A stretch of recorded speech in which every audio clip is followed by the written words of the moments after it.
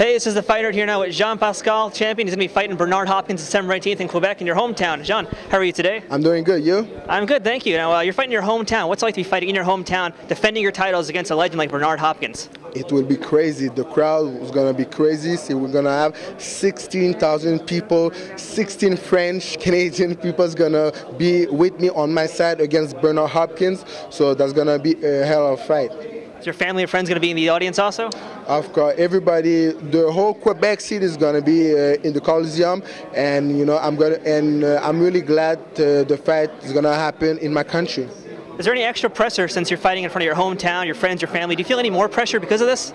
There's no pressure. My mom never taught me the words pressure. She taught me motivation. That's a motivation for me. I have the chance to fight in front of my fan base, in front of my people, my family, so there's no pressure. It's just an extra motivation. Now, Hopkins is almost 20 years older than you, and a lot of people are talking about you. If you lose to him, everyone's going to say an old man beat you. If you beat him, people might say you just beat an old man. How do you feel about fighting a veteran of this age? But listen, no matter what, at the end of the day, Hopkins is a legend. He's a legend. He made history. I'm the young lion. I'm the green fighter. You know, I'm supposed to be the underdog because I'm green. I'm too green to supposed to beat a legend. So I'm going out there with no pressure. I got nothing to prove. He has to back it up his legacy. So.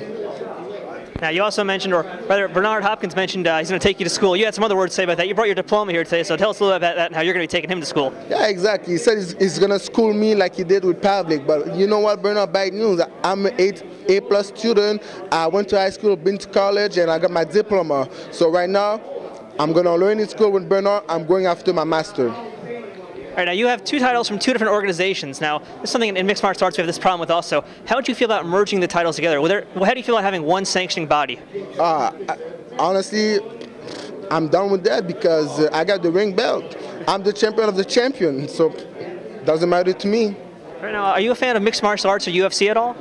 I'm not a big fan of mixed martial art, but I like mixed martial art. I'm a big fan of Georges St. Pierre. He's one of my friends. He's from Quebec, and I think he's the best fighter up there.